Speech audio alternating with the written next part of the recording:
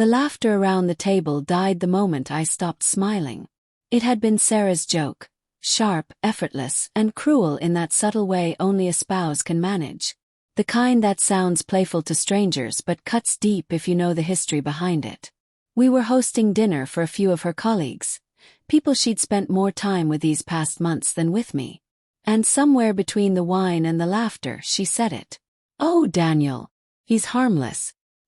He'd never notice if someone robbed the house. Or his wife." The table erupted in laughter. Even she laughed, louder than anyone else. I forced a chuckle, my jaw tight. I could feel the sting spreading through my chest like slow poison. I looked at her, my wife of 9 years, and in that instant I saw something in her eyes I hadn't seen in months. Freedom. It wasn't the kind of freedom that comes from joy. It was the kind that comes from someone who's already detached, already left emotionally, long before they physically do. I raised my glass slightly, a smile forming on my lips that didn't reach my eyes. "Well," I said quietly, "some thieves are clever enough to make you thank them while they're taking everything you have." The laughter stopped. You could have heard a fork drop. Her smile faltered. Her eyes met mine, searching, trying to read how much I knew. And the truth was, until that very moment, I wasn't entirely sure. Had started small.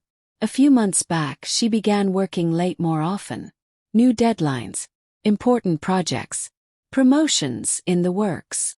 I believed her because I wanted to. Because marriage isn't built on constant suspicion. But there were signs, subtle like quiet alarms you try to ignore.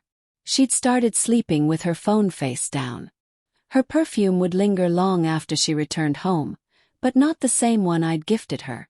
And once, when she was in the shower, her phone lit up with a message. "Had a great time tonight. You looked incredible." No name, just an initial. M. When I confronted her, she brushed it off. Said it was a coworker being friendly, that I was being paranoid. I wanted to believe that too. Because disbelief was easier than facing the truth that the woman I built my life around might be slipping away.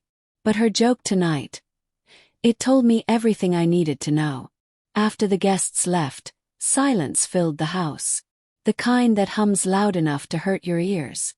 She moved around clearing dishes, pretending everything was fine. "You didn't have to make things awkward, Daniel," she said finally, her tone sharp. "You made a joke. I made one too," I replied evenly. "Mine was harmless," she snapped. I looked at her. "Was it?" She froze for a second, then turned back to the sink. The running water filled the pause between us. "You've changed," she said quietly.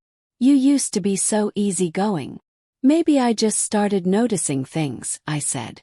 She didn't answer. That night, I lay awake beside her, staring at the ceiling while her breathing deepened beside me. My mind kept replaying every smile she'd given that every excuse, every time I'd ignored my own instincts to protect what little peace I had left. And somewhere between the ticking of the clock and the ache in my chest, I realized something painful. Love doesn't disappear all at once. It dies slowly, like a flame struggling for air. 2 days later I followed her. It wasn't my proudest moment. I told myself it was wrong, that I should trust her. But the truth was, trust had already been buried under months of doubt. Her car stopped outside a cafe downtown. She got out, checked her reflection in the window, and walked inside. Waited. 10 minutes later, a man joined her. Mid-30s, clean-cut, confident. The kind of man who laughs with his whole face. He leaned in, touched her hand across the table, and she didn't pull away. She smiled. A soft, familiar smile I hadn't seen in months. I left before they noticed me. The drive home was quiet, every streetlight flickering like a silent accusation. My hands gripped the wheel so tightly I could feel my pulse in my fingertips. When she came home that night, I didn't say a word. I didn't need to. I'd already decided that silence would speak louder than confrontation. Days passed. We lived like polite strangers sharing a roof. She must have felt the shift because she started trying again. Small talk, dinners, even laughter. But love built on deceit doesn't heal with smiles. Then came another dinner. This time with her parents and my sister. Family night. I almost cancelled, but something inside me told me I needed to go. Maybe to find closure. Maybe to remind myself that I had tried.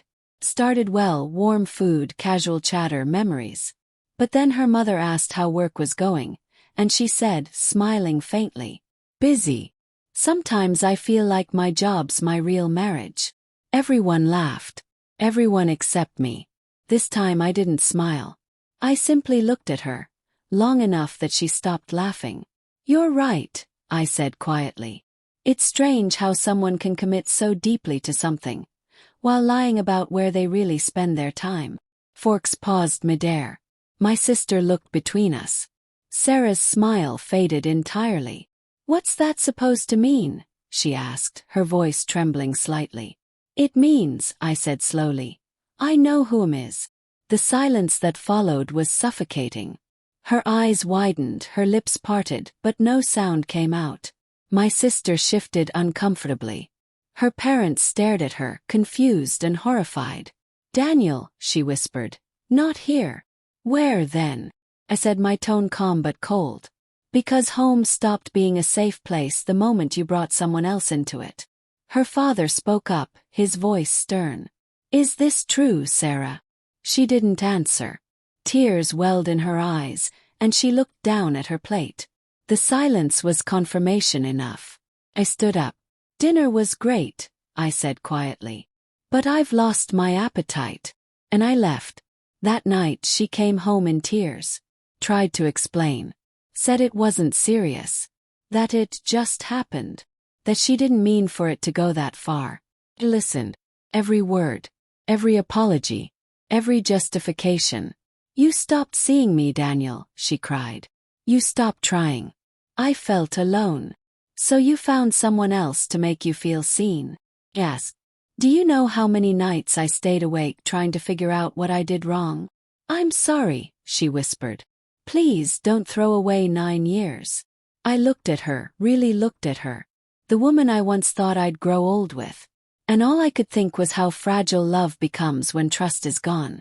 "Sarah," I said finally, "I'm not throwing away 9 years. You did that when you decided I wasn't enough." A month later she moved out. I didn't chase her. Didn't ask questions. Some endings don't need closure, they just need acceptance. Every now and then I still think about that dinner. About the laughter, the clinking glasses, and the moment her joke turned into my truth. And sometimes when people ask why I'm quiet, why I don't laugh as easily anymore, I tell them this. Because sometimes the person who makes you laugh the loudest is the same one who breaks you in silence.